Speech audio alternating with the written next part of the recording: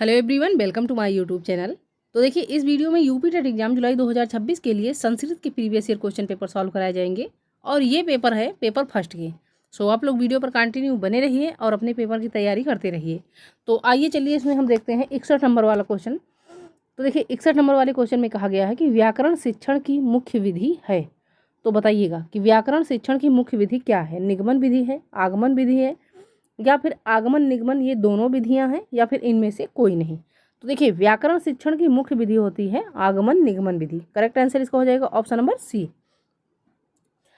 तो देखिए, right answer इसका हो जाएगा ऑप्शन नंबर सी। अब आइए देखिए, व्याख्या दिया गया है कि व्याकरण शिक्षण की मुख्य विधि आगमन निगमन विधि है और इस विधि में पहले उदाहरण बताया जाता है और फिर नियम की सिद्धि की जाती है। जैसे विद्या धन आलय, तो आ धन आ, अब इन दोनों आ के स्थान पर क्या होगा, तब इसके पश्चात अकह सवर्णे दीर्घ सूत्र से यदि अक, छोटा आ, छोटी, छोटा ऊ, री, री के बाद समान स्वर आए तो दोनों के स्थान में दीर्घ एकादेश होता है। अतः विद्याधन आलय बराबर विद्यालय होगा। इस प्रकार व्याकरण शिक्षण में आगमन निगमन विधि का प्रयोग होता है और इस विधि के जनक है अरस्तु। किस विधि के? तो आगमन और निगमन विधि के जनक कहे जाते हैं अरस्तु। तो इस क्वेश्चन का राइट आंसर हो जाएगा ऑप्शन नंबर सी। अब देखिए अगला वाला क्वेश्चन, 62 नंबर क्वेश्चन है। कक्षा के बच्चों को उनकी आवश्यकताओं को बदलने में आप किस प्रकार सहायता करेंगे। तो बताइए कि कक्षा के बच्चों को उनकी आवश्यकताओं को बदलने में तो आप किस तरह की सहायता करेंगे। तो पहला वाला ऑप्शन दिया गया है कि यदि बच्चों की अवधारणाएं गलत हो तो दंड देकर, या बी वाला है कि सूचना देकर, याद करने हेतु कहकर, या सी है कि तथ्यात्मक जानकारी देकर, या ऑप्शन नंबर डी है कि अवधारणाओं के बारे में बच्चों को अपनी समझ को व्यक्त करने का अवसर देकर। तो देखिए, इन चारों ऑप्शनों में सबसे अच्छा ऑप्शन कौन सा है? Option number D. बाकी देखिए, यदि बच्चों की अवधारणाएं गलत हो दंड देकर, ये तो करना ही नहीं है। याद नहीं कराना है, उसके बाद तथ्यात्मक, तो ये तीनों जो है ऑप्शन निगेटिव हो गए हैं। तो पॉजिटिव आपका ऑप्शन है ऑप्शन नंबर डी कि अवधारणाओं के बारे में बच्चों को अपनी समझ को व्यक्त करके करने का अवसर देकर। सो करेक्ट आंसर इसका हो जाएगा ऑप्शन नंबर डी। अब देखिए, इसमें व्याख्या दिया गया है कि कक्षा के बच्चों को उनकी अवधारणाओं को बदलने में आप अवधारणाओं के बारे में बच्चों को अपनी समझ को व्यक्त करने का अवसर देकर सहायता करेंगे और किसी भी वस्तु अथवा विषय पर बच्चों को उनकी क्या समझ है यह जानने के लिए बच्चों को अपनी मातृभाषा में बोलने का अवसर प्रदान करके उनकी अवधारणाओं को समझा व बदला जा सकता है। तो देखिए, इस क्वेश्चन का राइट आंसर हो जाएगा ऑप्शन नंबर डी। आइए देखिए अगला वाला क्वेश्चन, मातृभाषा सीखने का स्वाभाविक क्रम क्या है। तो बताइए, मातृभाषा सीखने का स्वाभाविक क्रम क्या है। तो देखिए, इस क्वेश्चन का राइट आंसर हो जाएगा ऑप्शन नंबर सी, सुनना, बोलना, पढ़ना, लिखना, जिसको कहते हैं सुबो पाली। सुबो पाली इसे कहा जाता है। तो राइट आंसर इसका हो जाएगा ऑप्शन नंबर सी। अगला वाला क्वेश्चन देखिए, देवता शब्द है। तो देवता शब्द कैसा शब्द है? पुल्लिंग है, स्त्रीलिंग है, नपुंसक लिंग है, या अव्यय है। तो देखिए, देवता शब्द, तो देखिएगा इसमें कि शब्द देव में तल प्रत्यय लगाकर देवता शब्द की व्युत्पत्ति होती है और पाणिनि के अनुसार देवो, दानदा, दीप नादा, और उसके बाद दोत नौदा, अद्भुत स्थानो भौतीत, वह यो देवता सह देवता इह। तो देवता शब्द कैसा शब्द है? ये है स्त्रीलिंग शब्द। करेक्ट आंसर इसका हो जाएगा ऑप्शन नंबर बी। अगला वाला देखिए क्वेश्चन, 53 को संस्कृत में क्या कहते हैं। तो 53, 53, 53 या 53। तो बताइए कि 53 को संस्कृत में क्या कहते हैं। तो आइए देखिएगा कि 53 को संस्कृत में हम क्या कहते हैं। तो देखिए, 53 को संस्कृत में 53, 53 कहते हैं। देखिए, 53 कहते हैं, 53 या 53 कहते हैं। और इस प्रश्न के उत्तर में दो विकल्प यानी ए और डी ये दोनों सही हैं। तो 53 को 53 और 53 दोनों कहा जाता है। तो करेक्ट आंसर जो है इसका जो है ए और डी दोनों होगा। आइए देखिए अगला वाला क्वेश्चन, पाठ्य पुस्तक प्रायः अप्रौढ़ शिक्षा के लिए लिखी जाती है, यह कथन किसका है। बताइए कि पाठ्य पुस्तक प्रायः अप्रौढ़ शिक्षा के लिए लिखी जाती है, तो ये कथन किसने दिया है? बेकन ने, एल के लिविस ने, उसके बाद क्रोनबर्ग ने या फिर हॉलकॉस्ट ने। तो देखिए पाठ्य पुस्तक प्रायः अप्रौढ़ छात्र के लिए लिखी जाती है, यह कथन दिया है क्रोनबर्ग ने। करेक्ट आंसर इसका हो जाएगा ऑप्शन नंबर सी। आइए देखिए अगला वाला क्वेश्चन, दंडान्वय प्रणाली किस शिक्षण के लिए उपयुक्त है? बताइए कि दंडान्वय प्रणाली जो है तो ये किस शिक्षण के लिए उपयुक्त है? व्याकरण शिक्षण के लिए, काव्य शिक्षण के लिए, गद्य शिक्षण के लिए या फिर लेखन शिक्षण के लिए? तो देखिए कि दंडान्वय प्रणाली जो है तो ये उपयुक्त है काव्य शिक्षण के लिए। राइट आंसर इसका हो जाएगा ऑप्शन नंबर बी। अब देखिए दंडान्वय प्रणाली काव्य शिक्षण के लिए उपयुक्त है और व्याकरण शिक्षण में आगमन और निगमन प्रणाली का उपयोग होता है। काव्य शिक्षण में दंडान्वय और खंडान्वय प्रणाली का उपयोग किया जाता है और इस विधि में शब्दों को खंड खंड करके उनका अर्थ बताकर एक साथ व्याख्या किया जाता है। और गद्य शिक्षण में क्या किया जाता है? तो इसमें देखिए इस शिक्षण में कहानी या व्याख्यान विधि का उपयोग किया जाता है। और लेखन शिक्षण में इसमें श्रुत लेखन विधि का प्रयोग लाया जाता है। अब आइए देखिए अगला वाला क्वेश्चन, 68 नंबर क्वेश्चन देखिए, मौखिक भाषा शिक्षण की प्रत्यक्ष विधि है। बताइए कि मौखिक भाषा शिक्षण की प्रत्यक्ष विधि क्या है? भाषण है, अनुलिपि है, प्रतिलिपि है या श्रुतलेख है? तो देखिए मौखिक भाषा शिक्षण की प्रत्यक्ष विधि जो है तो वो है भाषण। राइट आंसर इसका हो जाएगा ऑप्शन नंबर ए। अगला वाला क्वेश्चन देखिए, कुट्टिम शब्द का अर्थ क्या है? कुट्टिम शब्द का अर्थ आपसे पूछा जा रहा है, तो ये शब्द का अर्थ क्या है? कूटना, कठिन, कष्ट या भवन की भूमि? तो देखिए कुट्टिन शब्द का अर्थ होता है भवन की भूमि। राइट आंसर इसका हो जाएगा ऑप्शन नंबर डी। अब कूटना तो किसी वस्तु पर चोट करके बारीक टुकड़े करना, तो इसे हम कहते हैं कूटना। कठिन तो दुष्कर, कष्ट का दुख, इसका समानार्थी शब्द है। अगला वाला क्वेश्चन देखिए, 55 को संस्कृत में क्या कहेंगे? बताइए, 50, पंचाशत या 95 या 65? तो बताइए 55 को क्या कहा जाएगा? तो देखें 55 को संस्कृत में पंचाशत कहेंगे। राइट आंसर इसका हो जाएगा ऑप्शन नंबर बी। 50 को तो 50 और 95 को तो 95। अगला वाला क्वेश्चन देखिए, निम्नलिखित में से कौन सी कृति महाकवि कालिदास विरचित नहीं है? तो बताइए ऐसी कौन सी कृति है कि जिसे महाकवि कालिदास के द्वारा नहीं की गई है? अभिज्ञान शकुंतलम, उसके बाद ऑप्शन नंबर बी है विक्रमोर्वशीयम या उर्भंगम या मालविकाग्नि मित्रम। तो बताइए कि कौन सी कृति महाकवि कालिदास ने नहीं किया है? तो देखिए इसका राइट आंसर हो जाएगा ऑप्शन नंबर सी, उर्भंगम। उर्भंगम जो है तो ये कालिदास द्वारा कृति नहीं है। राइट आंसर इसका हो जाएगा ऑप्शन नंबर सी। अब देखिएगा अगला वाला क्वेश्चन, श्री शब्द प्रथमा विभक्ति एक वचन का रूप है। तो बताइए श्री शब्द प्रथमा विभक्ति एक वचन का रूप क्या है?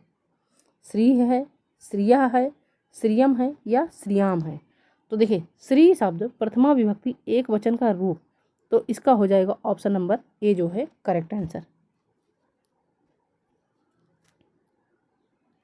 अब देखिएगा अगला वाला क्वेश्चन, अहम शिशुम पश्यामि को कर्मवाच्य में परिवर्तित करने पर रूप प्राप्त होगा। तो अहम शिशुम पश्यामि को कर्मवाच्य में परिवर्तित करने पर कौन सा रूप प्राप्त होगा? तो इसमें होगा मया शिशु दृश्यते। राइट आंसर इसका हो जाएगा ऑप्शन नंबर ए। अगला वाला क्वेश्चन करिए, पाणिना मुखम प्रक्षालयति में पाणिना कारक है। तो बताइए कि पाणिना मुखम प्रक्षालयति में पाणिना कारक कौन सा है? अपदान कारक है, अधिकरण कारक है, कर्ता कारक है या करण कारक है? तो देखिए पाणिना मुखम प्रक्षालयति में पाणिना कारक जो है तो यह है करण कारक। करेक्ट आंसर इसका हो जाएगा ऑप्शन नंबर डी। अब देखिएगा अगला वाला क्वेश्चन, अनुस्वार का उच्चारण स्थान क्या है? ओष्ठ है, तालु है, कंठ है या नासिका है? तो बताइएगा कि अनुस्वार का उच्चारण स्थान आपसे पूछा जा रहा है। तो देखिए अनुस्वार का उच्चारण स्थान होता है नासिका, यानी इस क्वेश्चन का करेक्ट आंसर हो जाएगा ऑप्शन नंबर डी। अब आइए देखिए अगला वाला क्वेश्चन,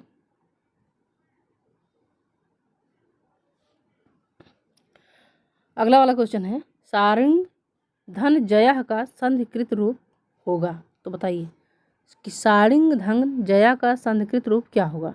तो देखिए इसका करेक्ट आंसर हो जाएगा ऑप्शन नंबर ए, साड़िंग जया। ऑप्शन नंबर ए जो है इस क्वेश्चन का करेक्ट आंसर होगा। अगला वाला क्वेश्चन देखिए, उपकृष्णम में समास होगा? तो बताइए उपकृष्णम में कौन सा समास होगा? कर्मधारय, केवल समास, द्वंद्व समास या अव्ययी भाव समास? तो देखिए उपकृष्णम में समास होगा अव्ययी भाव। करेक्ट आंसर इसका हो जाएगा ऑप्शन नंबर डी। अब देखिए उपकृष्णम में अव्ययी भाव समास होगा। सूत्र अव्यम विभक्ति समीप समृद्धि वृद्धि अर्थाभाव अव्यव असंप्राप्ति शब्द प्रादुर्भाव पश्चात यथा अनुपूर्व योग पदम सादृश्य संपत्ति साकल्य अंतवचनेषु से समीप अर्थ में अव्ययी भाव समास हुआ। और देखिए कि लौकिक विग्रह कृष्णस्य समीपम अर्थात कृष्ण के समीप, अतः विकल्प डी सही होगा। शेष विकल्पों के उदाहरण देखिए तो निम्न प्रकार से हैं। कर्मधाराएं, तो कर्मधाराएं में जो है नीलोलपलम कृष्ण सर्पः रक्त कमलम, तो ये हो गया कर्मधाराएं समास का उदाहरण। अब केवल समास भूतपूर्व, अदृष्टपूर्व, अधमर्णः, उत्तमर्णः आदि, तो ये हो गया केवल समास। अगला देखिए द्वंद्व समास का उदाहरण। तो द्वंद्व समास का उदाहरण है रामकृष्ण, माता पितरों और पाणिपादम, तो ये हो गया द्वंद्व समास का उदाहरण। तो उपकृष्णम में कौन सा समास होगा? तो इस क्वेश्चन का करेक्ट आंसर हो जाएगा ऑप्शन नंबर डी, अव्ययी भाव समास। अगला वाला क्वेश्चन है, निम्न में से कौन उपसर्ग है? बताइए दुस, दुर, दुर, दुरा, तो कौन सा उपसर्ग है? तो देखिए इसमें जो है उपसर्ग है ऑप्शन नंबर बी, दुर। दुर जो है तो ये उपसर्ग शब्द है। देखिएगा निम्न में दुर उपसर्ग अर्थात जो धातु या धातु से बने हुए विशेषण संज्ञा आदि शब्दों के पूर्व जोड़े जाते हैं उनको उपसर्ग कहते हैं। इनकी संख्या, तो संस्कृत में उपसर्गों की संख्या है 22। कितनी है? 22। तो इस क्वेश्चन का करेक्ट आंसर हो जाएगा ऑप्शन नंबर बी। अगला वाला क्वेश्चन देखिए, अव्यय शब्द नहीं है, तो अव्यय शब्द कौन सा नहीं है? बताइए कदा, पुरा, सायं, नृपा, तो अव्यय शब्द जो है नृपा है, ये शब्द नहीं है। करेक्ट आंसर इसका हो जाएगा ऑप्शन नंबर डी। अगला वाला क्वेश्चन देखिए, शतकत्रय के रचनाकार हैं? तो बताइएगा शतकत्रय के रचनाकार का नाम पूछा जा रहा है। तो देखिए शतकृत्य के रचनाकार का नाम है भृतहरि। करेक्ट आंसर इसका हो जाएगा ऑप्शन नंबर सी। अब देखिएगा कि पंडित राज जगन्नाथ, तो पंडित राज जगन्नाथ की रचना है रस गंगाधर, भामिनी विलास आदि। उसके बाद जयदेव की रचना देखिए, तो जयदेव की रचना है गीत गोविंद, गीत काव्य। अमरूक की रचना, तो अमरूक की रचना है अमरूक सतर और गीत काव्य। अगला वाला क्वेश्चन, 13 को संस्कृत में क्या कहेंगे? तो 13 को संस्कृत में कहते हैं त्रयोदश। करेक्ट आंसर इसका हो जाएगा ऑप्शन नंबर सी। अगला वाला क्वेश्चन देखिए, तो देखिए ये जो है 82 व 83, तो 82 व 83 क्वेश्चन का आंसर जो है तो ये एक गद्यांश दिया गया है, इस गद्यांश को पढ़ करके देना है। तो महाराजा दिलीपः गुरो वसिष्ठस्य आज्ञा स्वाधेनुः नंदनयः सेवाम् अकरोत् सः प्रतिदिनं गां प्रातः काले वनम् अनयति तत्र गौदिनं यावत् तृणम् अचरत् सायंकाले राज्ञी सुदक्षिणाताम् अर्चयति स्म। अब दिलीपः कस्य सेवाम करो, तो देखिए दिलीपः जो है राजा दिलीप जो है वो किसकी सेवा करते थे? तो ये नंदनी नाम की एक गाय थी, उसकी सेवा करते थे। तो इसका जो है करेक्ट आंसर हो जाएगा ऑप्शन नंबर बी, दिलीपा नंदनाया सेवा अकरोध, दिलीप नंदिनी की सेवा करते थे। अब अगला वाला क्वेश्चन देखिएगा कि राजा गाम प्रतिदिनम कुत्र आनयति, तो देखिए राजा गाम प्रतिदिनम वनम आनयति, कहाँ? तो राजा गाय नंदिनी को प्रतिदिन वन में लाते हैं और राजा दिलीप अपने गुरु वशिष्ठ की आज्ञा से कामधेनु की पुत्री नंदिनी की सेवा करते हैं। राजा प्रतिदिन गाय को वन में ले जाते हैं और गाय दिन में घास चरती है और शाम को सुदक्षिणा उसकी पूजा करती है। अब देखिए अगला वाला क्वेश्चन 84 नंबर को, दिवस शब्द के सप्तमी विभक्ति बहुवचन में रूप होता है। तो दिवस का जो है, दिवस शब्द का सप्तमी विभक्ति और बहुवचन रूप कौन सा होगा? दिवसेश, दिवसैसु, दिवससु या दिवशेष होगा? बताइएगा कि दिवस शब्द के सप्तमी विभक्ति बहुवचन का रूप जो है तो क्या होगा?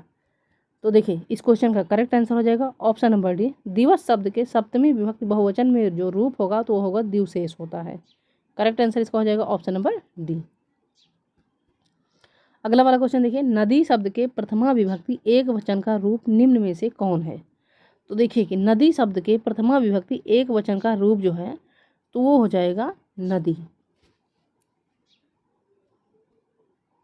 अगला वाला क्वेश्चन देखिए, पितृ शब्द का पर्यायवाची निम्न में से कौन नहीं है?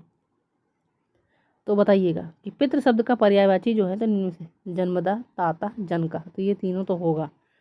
लेकिन देखिए पितृ शब्द का पर्यायवाची पितृव्य नहीं है। पितृव्य जो है तो चाचा काका होते हैं, यानी जो पिता के भाई होते हैं जिनको हम चाचा या काका या बड़े पापा दादा बोलते हैं, तो ये जो है पितृव्य होते हैं। तो पितृ शब्द के पर्यायवाची कौन कौन से हैं? जन्मदा, जनका और ताता। अगला वाला क्वेश्चन देखिए, कोयल को संस्कृत में क्या कहते हैं? तो बताइएगा कि कोयल को संस्कृत में क्या कहते हैं? गरुड़ा कहते हैं, वायसा कहते हैं, चकोरा कहते हैं या पिका कहते हैं? तो देखिए कोयल को संस्कृत में हम कहते हैं पिका। करेक्ट आंसर इसका हो जाएगा ऑप्शन नंबर डी। अब वायसा किसे कहते हैं? तो बताइए, वायसा जो होता है वो कौवा को कहते हैं। उसके बाद गरुड़ा, तो गरुड़ा को जो है गरुड़। और देखिएगा चकोरा, तो चकोर एक चकोर चिड़िया होती है, उसे कहते हैं। अगला वाला क्वेश्चन देखिए, अंगुली का वाचक संस्कृत शब्द है। तो बताइए अंगुली का वाचक संस्कृत शब्द क्या है? कराह है, करशाखा है, करतलम है या अस्कंधा है? तो देखिए अंगुली का वाचक संस्कृत शब्द जो होता है वो करशाखा है। करेक्ट आंसर इसका हो जाएगा ऑप्शन नंबर बी। अब आइए देखिएगा सबसे लास्ट वाला क्वेश्चन है, यानी 30 क्वेश्चन इस क्वेश्चन को करने के बाद कंप्लीट हो जाएंगे। देखिए निम्न में से कौन सा वाणी का रूप नहीं है? परा, पश्यंती, वैखरी या उत्तमा? तो बताइए कि वाणी का कौन सा रूप नहीं है? तो देखिए वाणी का जो रूप नहीं है वो है उत्तमा, ये वाणी का रूप नहीं है। देखिए निम्न में उत्तमा रूप जो है तो वाणी का नहीं है। वाणी 4 प्रकार की होती है। अब देखिएगा बैखरी, बैखरी जिह्वा से निकलती है और आम तौर से जानकारी देने के काम आती है। अब दूसरी देखिए वाणी मध्यमा, दूसरी वाणी मध्यमा है जो चेहरे के प्रमुख अवयवों से फूटती है। आंखें, भौहें, नथुने, कपोल, होंठ, गर्दन की हलचलों से भावनाओं का प्रकटीकरण होता है। और तीसरी वाणी देखिए तो परा, तीसरी वाणी है। परा है जो विचारधारा से संबंधित है और जिन विचारों का जीवन पर प्रभाव पड़ता है उसे हम परा कहते हैं। और चौथी वाणी देखिए तो चौथी वाणी है पश्यंती। चौथी पश्यंती वाणी आत्मा से निकलती है और दूसरी वाणी से टकराती है। तो करेक्ट आंसर इसका हो जाएगा ऑप्शन नंबर डी। तो देखिए 30 क्वेश्चन जो है संस्कृत के इस वीडियो में कंप्लीट हो चुके हैं। अगर आपको वीडियो हेल्पफुल लगती है तो चैनल को सब्सक्राइब करिए, वीडियो को लाइक शेयर कमेंट जरूर करिए। Thank you.